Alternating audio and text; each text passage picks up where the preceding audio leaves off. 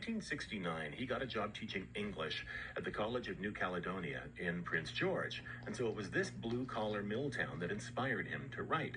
And his talent and devotion to the craft became a source of inspiration for residents and for such literary icons as Margaret Atwood, Al Purdy, and Michael Ondaatje, who gave readings in the northern BC town because of Barrie. Well, Barrie died on October 30th, and his death got our story producer, Sophie Woodruff, thinking about the power and the place of poetry in this day and age. And so she brought his poem, Pearl, to the streets of Vancouver to find out more.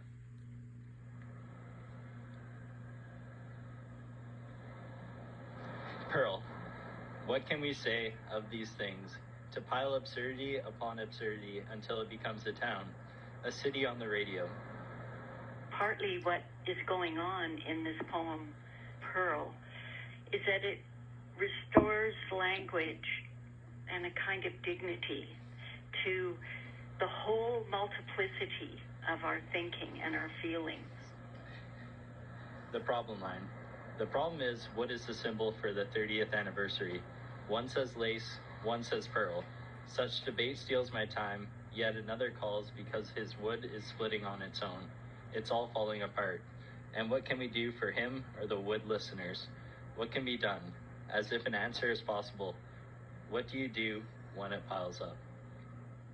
In Barrie's poetry, in particular, you have all of these different registers, as opposed to the idea of poetry having to inhabit this really sort of elevated level of language, or one that is so obscure and intellectual that nobody can understand it.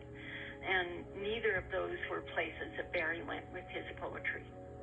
The students want to know what they missed or what are we doing today. We are doing it. It seems to be the subject here, what I am subjected to. I know everything and ponder the mysteries of Prince George Hotel. And then there was the way in which the city itself, Prince George, was a kind of muse for Barrie, what inspired him. Dark, 4:30 p.m., ponder the important Vegas singer. What does he think of it, the town, where someone said everyone seems to be missing a finger and has a split mouth from an authentic drunken fight? What do I think of him and his Elvis Presley imitation, guitar out of tune and plugged into the electrical age? He solves the problem of a drummer, backed up by an electric beat, Latin American fake samba. He forces all songs to fit to I Am Puzzled, entertained for the wrong reasons. Any sense of myself is welcomed. I welcome the absurd, giving me one more thing I know to explain. Any sense of myself is welcomed, he says, in that awkwardness of that poem, Pearl. And it's a cultural awkwardness. There was a way that Barrie could straddle that awkwardness and write the most really moving, some of the most moving, beautiful poetry in the Canadian canon. You design jewelry, right? Yeah, I do. I'm an electrician. Are you an international student? Yeah. We are a development company. We build high-rises. Right now I'm just thinking my parents are working, so it's kind of like that's my day today. I just work at a restaurant. I'm a poet. I'm a retired professor. What did you think of what you just read? Seems kind of existential. That's what I'd say. Like, just uncertainty in life.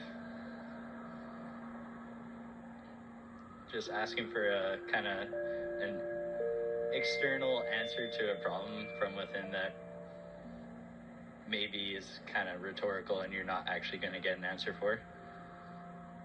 Do I think there's room for poetry?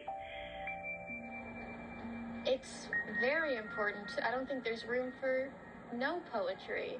Art and like the advancement of society and life go hand in hand.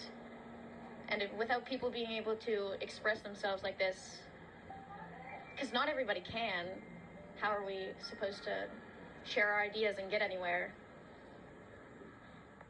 I think poetry means is very adamant about the meaning of certain words, but nowadays everything's going so quickly and everything's new and there's a different trend every 5-10 minutes.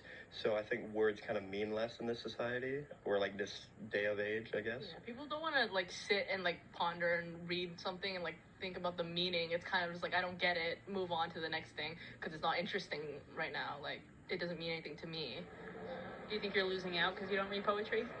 No, not necessarily. No.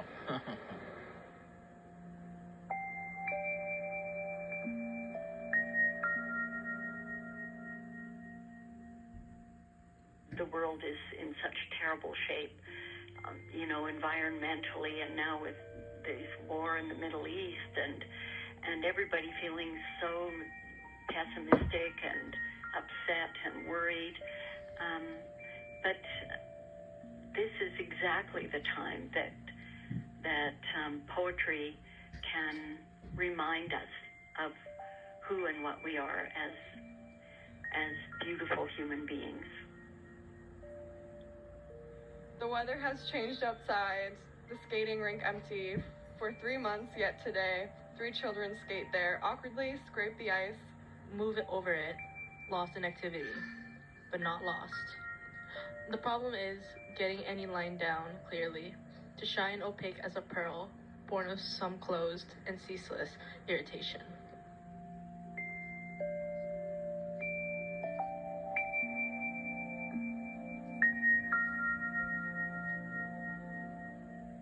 Those are the voices of some people in downtown Vancouver reading excerpts from Barry McKinnon's poem Pearl. You also heard the voice there of award-winning poet Sharon Thiessen. She lives in Lake Country and was a longtime friend of Barry's. Well, Barry died on October 30th. And thank you to our producer, Sophie Woodruff, for that piece. It's 20 minutes after 8 o'clock on the early edition. And